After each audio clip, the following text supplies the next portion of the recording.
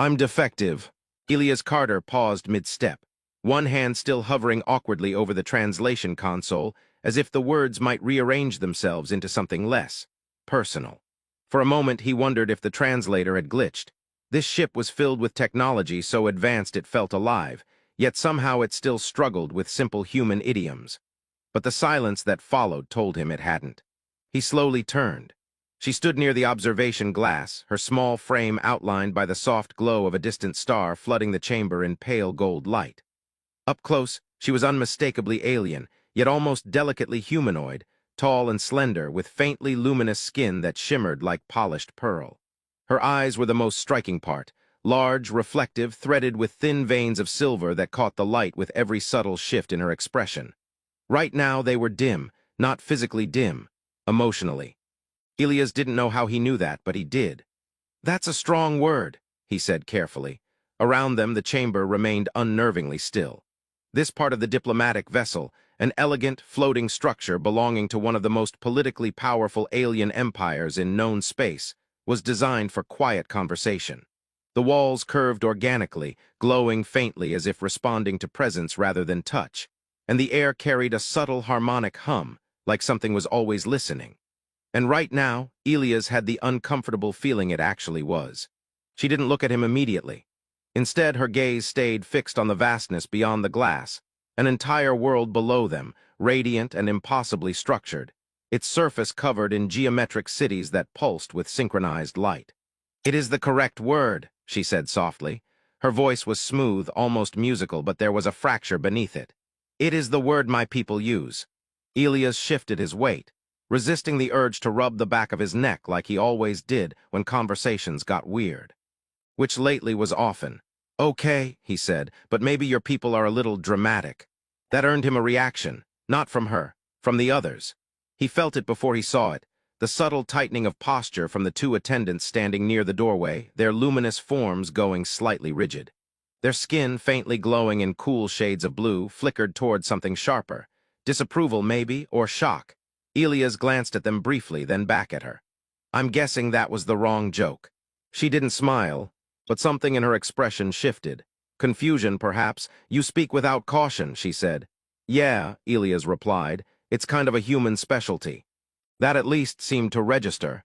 Her eyes flickered faintly, a soft ripple of light passing through the silver threads. Encouraged, just slightly, Elias stepped a little closer, careful not to invade her space. He had learned quickly that proximity meant different things across species, and this one, whatever her people called themselves, seemed particularly sensitive to it. "Look," he said, lowering his voice, "I don't know what standard you're being measured against, but defective feels excessive." She finally turned to face him. Up close, the difference between them felt even more pronounced, not just physically, but structurally somehow. As if she existed in a constant state of fine-tuned balance, every movement precise, every breath controlled. Except now there was a slight irregularity to her glow, a faint instability. "That is because you do not perceive what I am," she said. Elias raised an eyebrow. "I mean, I perceive that you're talking to me instead of the 20 very important-looking aliens on this ship who keep staring at me like I'm a walking policy violation." That earned him another reaction, this time a sharper one. The attendants near the door shifted again, exchanging a glance, quick, almost imperceptible, but charged. He caught it. He always caught those things. "You are not what we expected," she said slowly. Elias let out a quiet breath. "Yeah, I'm getting that a lot." There it was again, that look. Not just from her, from the entire ship, it seemed.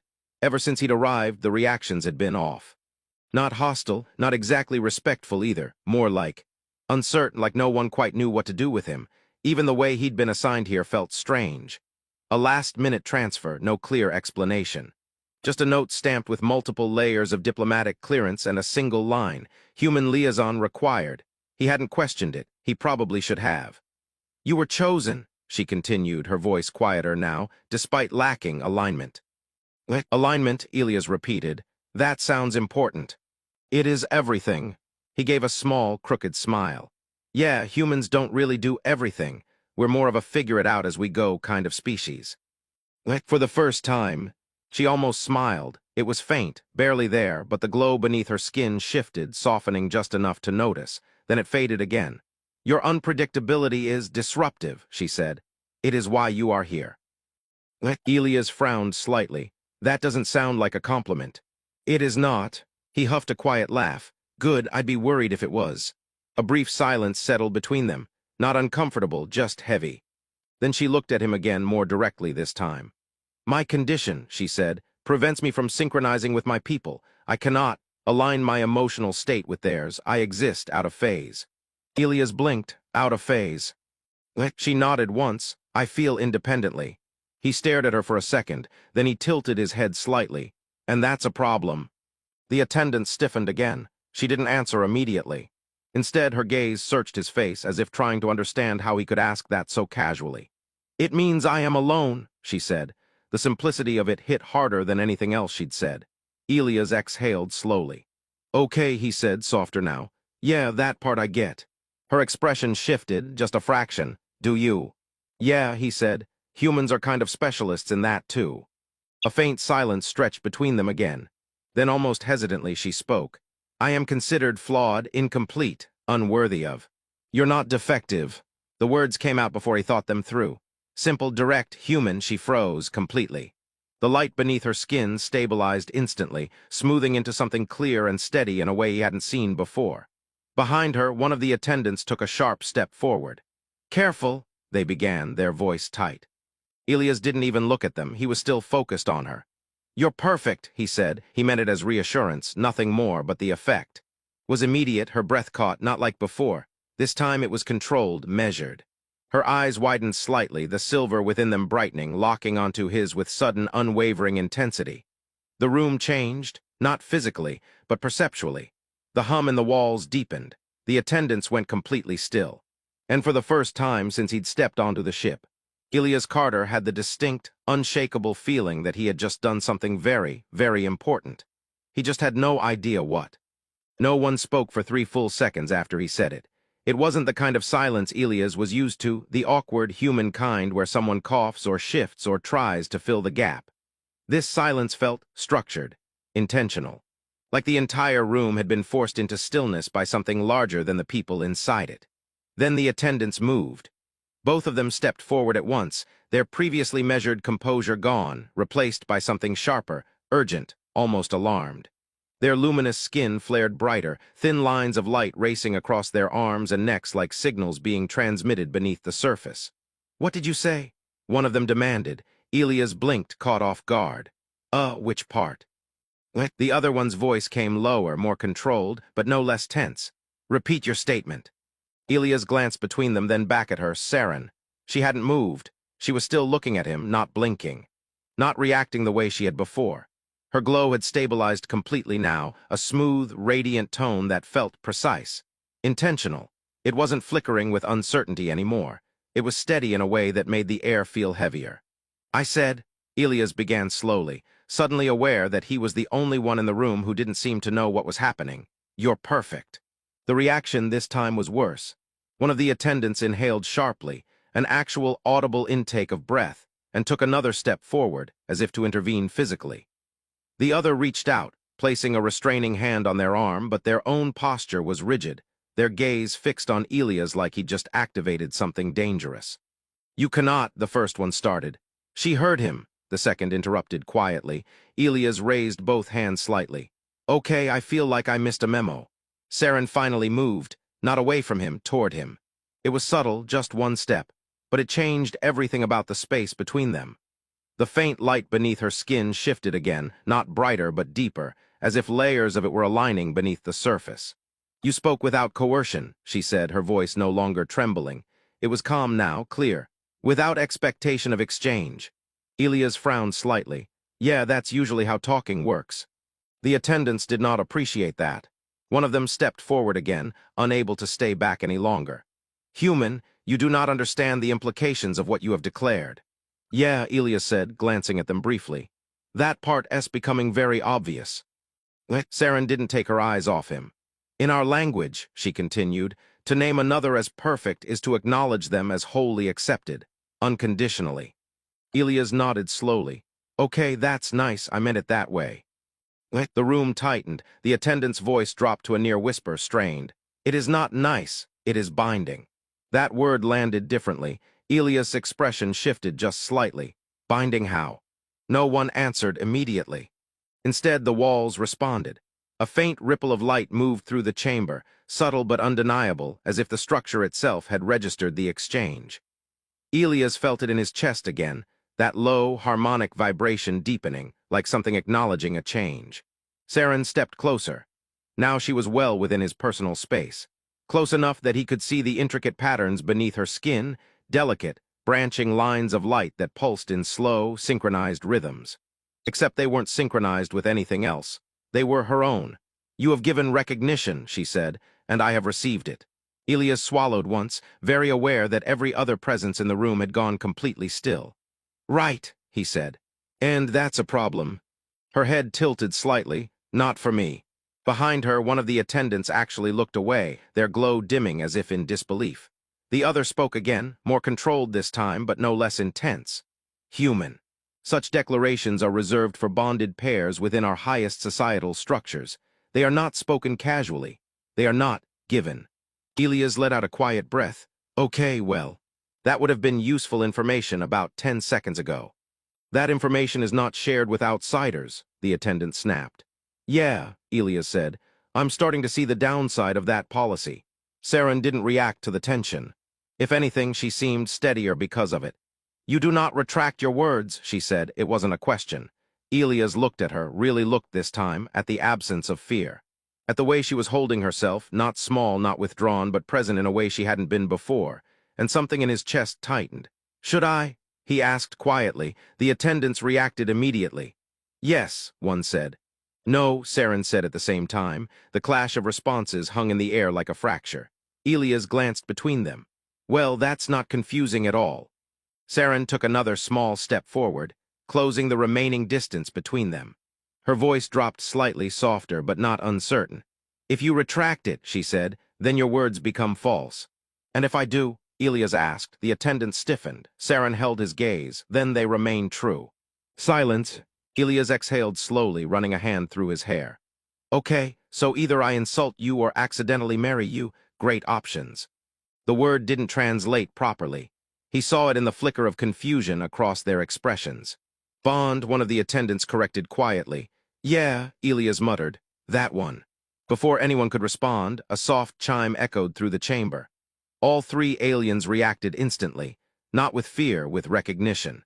"The summons," one of the attendants said, their tone shifting back into formal control. "The court has been notified." Elias blinked. Notified of what? No one answered him. Saren's gaze never left his. But now there was something new behind it. Not fear, not confusion, certainty. "The Empire will require clarification," the attendant continued. "That sounds official," Elias said. "I don't like official." "You are now involved in a matter of imperial significance," the other added. "Yeah," Elias said under his breath.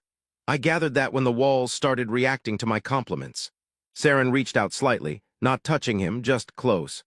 "You will come with me," she said. It wasn't a request. Elias looked at her hand, then back at her face. "Do I have a choice?" A brief pause, then very quietly.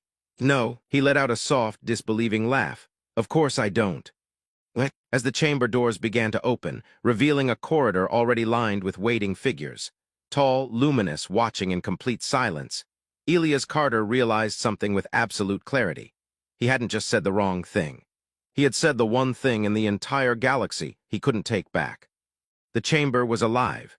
Elias felt it the moment he stepped inside, not just the scale of it, though that alone was overwhelming, but the presence.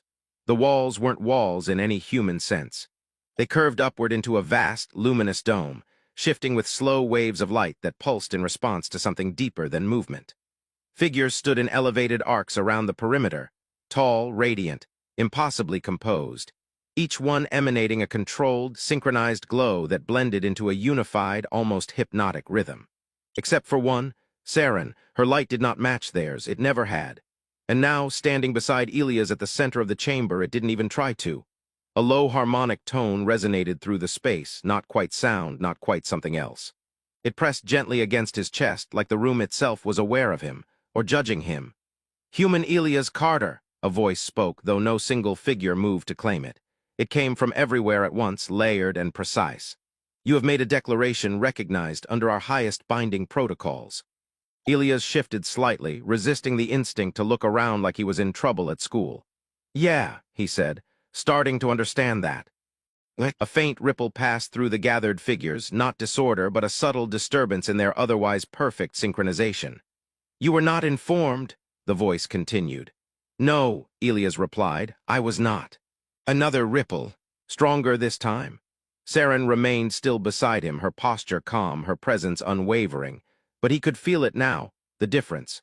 Where the others felt like a single, unified system, she felt like an individual standing inside it. Alone but not small anymore. The declaration stands, the voice said. It has been witnessed, received, and acknowledged. Elias exhaled slowly. Right, and now what? A pause, then. It must be validated. The word echoed through the chamber, and this time Elias felt it in his bones. Validated how? He asked. Before the voice could respond, another figure stepped forward from the arc above, taller than the others, their glow more refined, more controlled. Their features were sharper, their presence heavier, authority. By intent, they said, their voice singular, cutting cleanly through the layered resonance of the chamber. A binding declaration requires conscious affirmation. Elias frowned slightly. You mean I have to say it again? Yes. The simplicity of it didn't make it easier. The chamber stilled, every luminous gaze settling on him. Saren didn't look at the others. She looked at him, not with fear, not with uncertainty, but with something far more dangerous. Trust. You may retract your statement, the authoritative figure added. Given your species' lack of cultural alignment, allowance can be made for error. There it was, the exit, clean, logical, safe. Elias let out a quiet breath, glancing briefly at the gathered figures, an entire empire watching him like he was some kind of anomaly that needed to be corrected. Then he looked back at Saren, at the way she stood now, not withdrawn, not flickering, steady, because of something he had said without thinking. You were afraid, he said quietly, more to her than to the room. A faint shift passed through her glow. Yes, she answered, and now? She didn't hesitate. I am not. The chamber reacted to that. Not visibly, but the rhythm of the light shifted, just slightly, like a system encountering something it couldn't immediately categorize. Elias nodded once, almost to himself. Yeah, he said softly. I can see that. He ran a hand through his hair, letting out a small, almost amused breath. Okay, he added, glancing up at the towering figures around them. I've got a question. No one interrupted. Why is that a problem? Another ripple, stronger. The authoritative figure's glow sharpened. Individual divergence destabilizes unity. Unity sustains our civilization. Right, Elias said. And how's that working out for her? Silence. Not the structured kind. A real one. Saren's light didn't flicker, didn't waver. She just stood there, existing. And for the first time, it felt like the entire chamber was noticing it, really noticing it. Elias took a small step forward, not away from her, but slightly ahead, just enough to shift the dynamic. She's not broken, he said. She's just not the same as you. The words hung there, simple, human, dangerous. You call that instability, he continued. We call that being a person. A murmur passed through the chamber, not sound, but a disruption in the perfect harmony of their collective state. The authoritative figure's gaze remained fixed on him. You impose your perspective onto a structure you do not understand. Elias shrugged slightly. Yeah, that's kind of our thing. A faint, almost imperceptible shift moved through Saren's expression, something like warmth. He looked back at her. And for a second, the entire galaxy didn't matter. You asked for intent, he said, then he turned fully toward her. No hesitation this time, no uncertainty. You're perfect, Elias said. The moment the words left his mouth, the chamber reacted. Not with sound, with light. The synchronized glow of the Empire fractured, not violently, but undeniably. Patterns broke, realigned, struggled to reform as something new pushed against the structure they had always maintained. Saren's light surged, not outward, inward, condensing, stabilizing, becoming something impossibly clear and self-contained. She stepped forward, not toward Elias, not toward the court, but into herself. I accept, she said. And the chamber changed. The harmony didn't collapse, it evolved. Where there had once been perfect synchronization, there was now variation, subtle, fragile, but present. Individual frequencies emerging within the whole, no longer erased. The figures in the arc shifted, some recoiling, others still, others adjusting. The authoritative figure did not move for a long moment. Then, slowly. Their light dimmed, not in defeat, in acknowledgement. The bond is validated, they said. This time the voice didn't echo from everywhere. It came from them alone, and it sounded different, less certain, more aware. Saren turned back to Elias, for the first time since he'd met her. She smiled fully. Her light softened, no longer unstable, no longer forced into alignment with anything but herself. "You understood," she said. Elias huffed quietly. "I didn't understand anything, I just didn't like the alternative." "That is why it worked," she replied. He considered that for a second, then gave a small, crooked smile. "Yeah, that sounds about right." Around them, the Empire adjusted to something it had never accounted for. Not a flaw, not a defect. A difference, and at the center of it, a human who said the wrong thing, and meant it.